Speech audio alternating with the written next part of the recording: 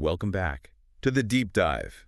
Usually when we start these, we sort of jump right in. Right into the data. Yeah, the facts, the takeaways. We like to keep it snappy. But today feels a bit different. I want to open this space a bit more gently. I think that's right. We're not just looking for information to memorize. We're looking for, I think, a shift in perspective. That's a great way to put it. Today is less about a checklist of hacks and more of a reflective masterclass. We're stepping into a topic that really affects every single relationship we have. In leadership, families. Everywhere. And it's really about the fundamental mechanics of repair. So I want to set the tone right away. Yeah. This is for the presence community. It's about a grounded, intelligent, human connection. The material we're looking at today is about a really specific and honestly a very challenging shift. Mm-hmm. It's the move from living in what the research calls a proof culture to operating inside an alignment system and the tension there. I think every single person listening has felt this. Oh, absolutely. It's that tension between what we meant to do and what actually happened. The gap between intention and impact. And before we go any further, I want to offer a quick orientation for this whole conversation. Okay. This is really crucial. What we're talking about today is a practice. It's not an ideology. Not about who's good or bad. Exactly. This isn't about moral condemnation. It is simply about the mechanics of how we build safety. I really appreciate that distinction because usually when we talk about repair or, apologies, it feels so heavy. Right. Like we're being sent to the principal's office. Right. But you're saying this is just about how the machinery works. Precisely. Think of it like a car engine. Yeah. If the engine's making a knocking sound, you don't call the car evil. Right. You realize there's a mechanical misalignment. And in relationships, when safety is broken, it's usually a mechanical failure in how we process impact. So let's talk about the hook here. The thing that really grabbed me in the research is this universal struggle. We all have good intentions. We do. I mean, I don't think anyone wakes up thinking, I'm going to ruin my spouse's day or I'm going to demoralize my team today. But the deep dive asks a really hard question. How often do those good intentions just become a hiding place? That is the core question. How often do we use "I didn't mean to" as a way to avoid the weight of what we actually did? Right. So the roadmap for today is to explore that and then walk through a very specific framework called the alignment sequence.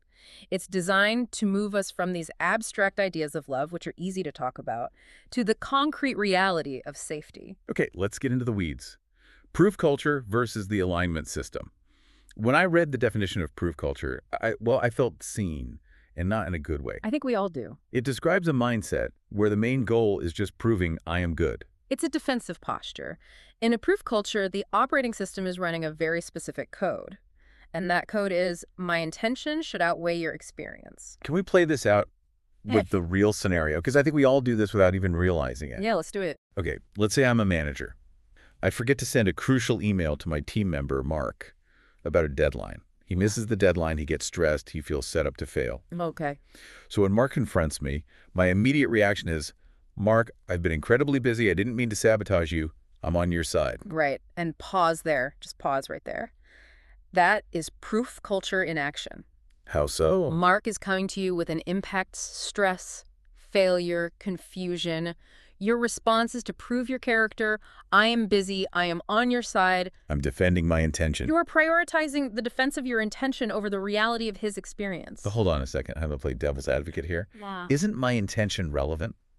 If I truly didn't mean to hurt Mark, doesn't that count for something? It's a great question.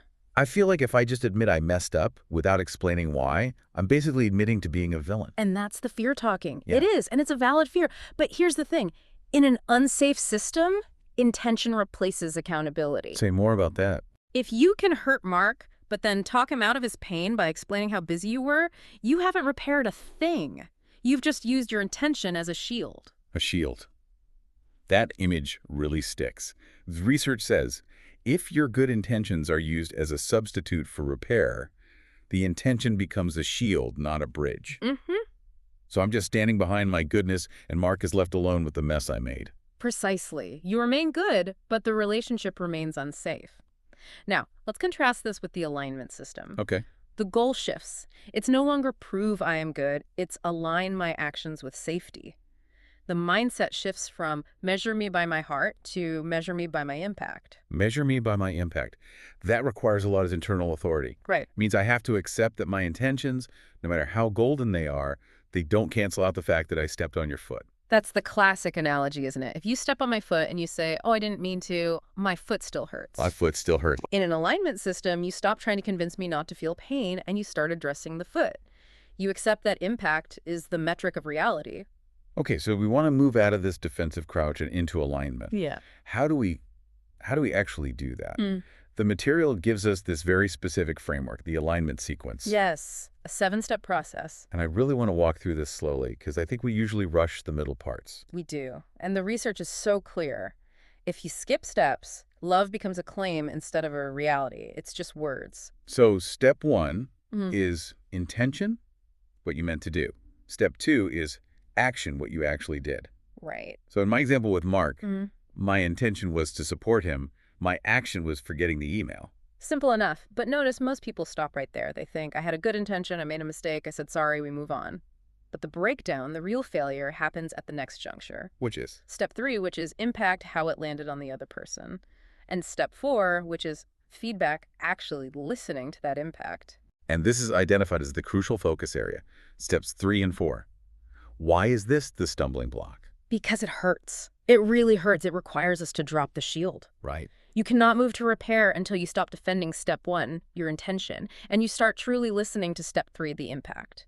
You have to just sit there and hear Mark say, I felt unsupported, I felt set up to fail, and you cannot say, but I was busy. You just have to hear it. It's so hard. It feels like a loss of power in that moment. It feels like a loss of control, yes, but it's actually an exercise in presence. If you are busy explaining step 1, you are by definition deaf to step 3. You cannot hear the feedback if you're broadcasting your defense. But practically speaking, this is where I shut my mouth and open my ears. Yeah. I just let the impact land. Ouch! I see I really messed up your workflow. Exactly. Because if you skip that listening, if you skip validating the impact, you can never get to step 5, which is repair. Because real repair requires agreement on what is broken. If I think I'm fixing a simple clerical error, but you need me to fix a breach of trust, well, we're not repairing, we're just talking past each other. Which leads us to the final 3. Repair, consistency, and trust. Let's talk about step 5, repair. The guide makes a pretty sharp distinction between an apology and repair.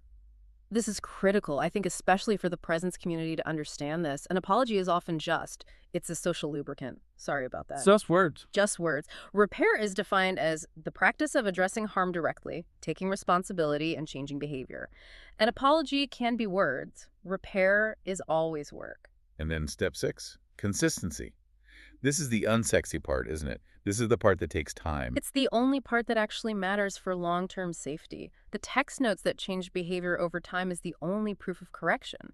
You can't just buy flowers once. Or send the email on time once. Right, you have to do it for weeks, for months. And that leads to step 7, trust, which is listed last for a very good reason. It is. We want trust to be immediate. We say, I'm sorry, and we want the trust back instantly. If it's not, we get offended. Don't you trust me? Exactly. But step 7 reminds us that trust is a result, not a demand. It is the harvest of consistency. You can't demand the harvest the day after you plant the seed. I love that farming metaphor. It takes the pressure off the immediate moment and puts the focus on the long game. Now, to help us track this, the Sources has something called the Love Metrics Scorecard. A kind of cheat sheet for accountability. Yeah, it lists things like treating impact as real, repairing directly. Yeah. But there was one term in there I think we should define, avoiding triangulation. Yes. Triangulation is A. It's a fancy therapy term, but we all know what it feels like. It's when you have a problem with person A, but instead of talking to them, you go complain to person B about it. Ah, the classic venting session. Exactly. Instead of going to Mark and saying, I messed up, I go to another manager and say, can you believe it? Mark is being so sensitive about this email thing. That's triangulation. And what does that do? It creates this false sense of connection with the third person, but it absolutely destroys safety with the person you actually impacted. So the scorecard asks, do you repair directly? Do you have the courage to keep that circle closed? That requires so much discernment. It's so much easier to get validation somewhere else.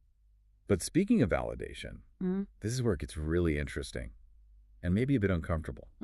There's a section here about the trap of benefit of the doubt. This is a sensitive one. It really is. We hear this all the time, right? Mhm. In leadership, in marriage. You should give me the benefit of the doubt, or love believes the best. It sounds virtuous. Of course, who doesn't want that? But the source has framed this so differently. They see it as a potential manipulation tactic. This is where we have to apply real discernment. The sources warn that claiming love believes the best as a way to silence valid feedback. That's a trap. It's weaponizing a virtue to avoid accountability. But surely we shouldn't assume the worst of people. Isn't that just cynicism? There is a huge difference between cynicism and clarity. The quote from the text that stops me in my tracks every single time is this: "Faith is not the denial of reality." Faith is not the denial of reality. Unpack that for us. If someone is consistently hurting you, let's go back to the manager who always forgets deadlines, and they ask you to have faith in their goodness while they continue to sabotage your work. They're asking you to ignore what's happening. They're asking you to disconnect from reality. They're asking you to surrender your discernment just to stay in relationship with them. Wow, so demanding the benefit of the doubt can actually be a way of saying, stop noticing that I'm hurting you. Exactly. An internal authority, which is a core value here, it means I can hold two truths at once. I can believe you are a human worthy of dignity, and I can see that your behavior is harmful and unsafe. I don't have to pretend the harm isn't real just to prove I love you. You don't. That is such a liberating thought, isn't it? It is. It moves us out of that gaslighting territory. So moving to correcting your behavior means you stop requiring other people to be blind to your faults. Yeah. You invite them to see you clearly. And you commit to doing the work in that clear light. It creates a real dignity in the relationship. I respect you enough to hear your feedback, and I respect myself enough to do the work to change. That's the alignment system. That is the alignment system in action. It's grown-up love. We've covered a lot of ground here, from the defensive crouch of proof culture to the hard step-by-step work of the alignment sequence. And honestly, this is a lot to process. It is. It really challenges our egos. So I want to invite us and everyone listening to just pause for a moment. Let's stop analyzing. Let's stop trying to figure out who we need to send this to. I know you're thinking of someone. We all are. And let's just be present with what's been shared. Let's take a few seconds of silence. Let the weight of that phrase, impact over intention, just land. Don't judge it. Just let it sit. Okay. Just breathing that in. As we gently come back, that shift feels physical, doesn't it? It's a softening. It's the difference between fighting to be right and working to be safe. And the text describes this ultimate transition as stopping the question, do you believe I am good? And starting to ask, do you feel safe? There is the grounded reflection we need to take with us. Do you feel safe? It is such a brave question. It is. It opens the door to answers we might not want to hear. But those answers are the only path to real intimacy. There's a specific integration prompt from the source material that I think is just perfect for carrying this forward. And it asks us to look in the mirror, not out the window at someone else. The prompt is, where have I expected to be received as loving without practicing the behaviors that create safety? That is a question you can walk with for a week. And it's not about shame. Not at all. It's about curiosity. Where am I claiming love but not practicing safety? Is it with my kids, my team, my partner? And once you identify that place, the follow-up is action. It's what is one repair or boundary-honoring action I will practice this week? Not think about. No, practice. Maybe it's revisiting a conversation where you were defensive. Maybe it's asking that brave question. Do you feel safe bringing me bad news? That is our invitation to you. Don't let this just be an interesting deep dive you listen to. Make it lived practice. Find one place where you can drop the shield of intention and start building a bridge of impact. Because, as the source reminds us in its closing thought, love doesn't need to be proven by a statement. Love needs to be practiced in the open, where it can be felt, corrected, refined, and matured. Thank you for stepping into the deep dive with us today.